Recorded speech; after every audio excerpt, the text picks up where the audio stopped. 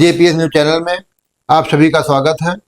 Cameraman अभिषेक अवस्थी के साथ मैं दिनेश कुमार शुक्ल आप सभी को सादर नमस्कार प्रणाम। भाजपा गवर्नमेंट बिहार में है और बिहार में एक ब्राह्मण बच्चे जिसकी उम्र लगभग 37-38 साल की थी, नवयुवक को पुलिस सरेंडर करा के मार देती है, एनकाउंटर का रूप देती है। जब तक उसके हाथ में गन रहा था तब तक कोई कुछ नहीं बिगाड़ पाया। जब उसने सरेंडर कर दिया, गन फेंक दिया अपने, तब उसको मार दिया गया।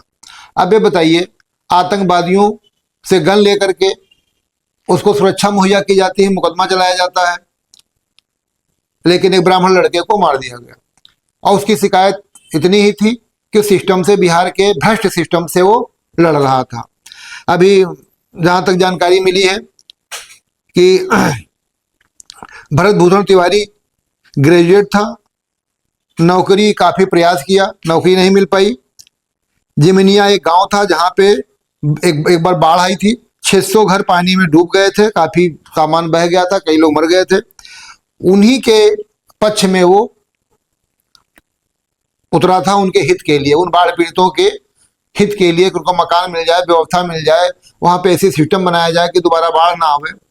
और इसी का सारे सिस्टम से लड़ता रहा, देता रहा प्रार्थना पत्र, कहीं कोई काम नहीं हुआ।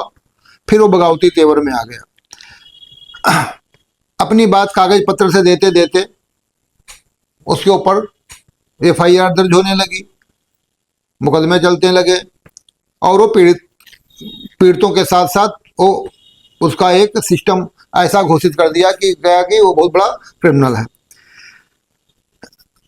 कुछ घंटों पहले पुलिस ने ये कहा, उसके माँ बाप के घर गांव पे गए, घर पे गए, और ये कहा कि मानसिक विक्षिप्त है, रोगी है, इसका इलाज कराना है, पुलिस के पास आ जाए, हम इलाज करवा देंगे और इसको, इसकी बात सम्मान ली जाएगी, और जो ये कह रहा है उस पर कार्रवाई होगी और इसको छोड़ दिया जाएगा, जो न्यायोचित कार्रवाई होगी होगी।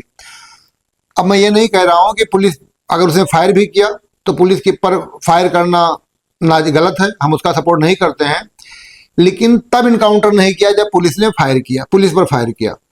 अगर उसके हाथ में हथियार था, उसका इनकाउंटर कर देते, हम मान लेते कि पुलिस मजबूर थी इनकाउंटर करने के लिए।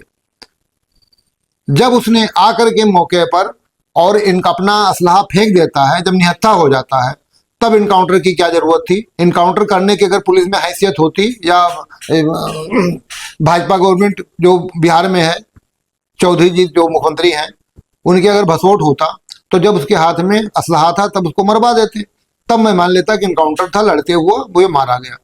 लेकिन जब उसने असलहा फेंक दिया, उसके बाद में उसकी निर्मम हत्या करने की क्या जरूरत थी? और विक्षिप्त था, जब कह रहे हो विक्षिप्त था, तो विक्षिप्त जब टंकी पे चढ़ जाता है, नहर में कूद जाता है, कुएं में कूद जाता है, तो उसको, या कोई कार्य करता है, बिजली तार पे चढ़ जाता है, तो उसको उतारती है पुलिस, उतारती है, उसका इलाज कराती है। अब बंद कर देते हो उसको, उसने किसी की हत्या तो की नहीं थी, और जब फायर किया था उसी समय आपको मार देना चाहिए। लेकिन असलहा सिलेंडर करा के, जब वो सिलेंडर विश्वास में आ गया, एक आ गया सारा काम आपकी माँ, वो केवल समाज के लिए, देश में भ्रष्ट नेताओं के लिए, भ्रष्ट अधिकारियों की वो मांग करता था कि ऐसे भ्रष्ट अधिकारियों पर कार्रवाई हो, सिस्टम सही हो। और वही अधिकारी, चूंकि सारा पुलिस, सिपाही, थाना सब भ्रष्ट है, तहसील भ्रष्ट है, तो भ्रष्ट का जब विरोध करेगा वो मार डाला जाएगा। और ब्राह्मण है, भरत भूषण तिवारी अगर ब्राह्मण है, मार दिया, अगर ब्राह्मण ना होता तो ना मारा जाता। जैसे उत्तर प्रदेश में ब्राह्मण ढूंढ के मारे जा रहे हैं, बिहार में भी चालू हो गया है। तो ये तो एक फंडा है ना ब्राह्मणों को मारने का। और असलहा होता तब पुलिस को मारना चाहिए, तो होता कि मार दिया। सारी जनता ट्राई कर रही है उसके लिए, तो बैठी है, माँ बाप उसके रो रहे हैं। ये बहुत न्याय हित का कार्य नहीं है। और न्याय हित का कार्य यह है कि असलहा छोड़ने वाले को, जिसने क्राइम छोड़ दिया, कहा मैं अब नहीं करूंगा, हमारा काम कर दीजिए, उसके साथ ऐसा नहीं होना चाहिए। JPS news channel Bharat Tiwari को श्रद्धांजलि अर्पित करता है और पूरे परिवार को इस दुख की घड़ी में ईश्वर से प्रार्थना करता है कि उसके परिवार को दुख सहने की शक्ति दे। मेरा यही मांग है कि समाज में और ये पूरे देश में आज के बाद कोई भी नेता, मंत्री, विधायक, कोई भी अधिकारी समाज के साथ खिलवाड़ नहीं करेगा, झूठा वादा नहीं करेगा।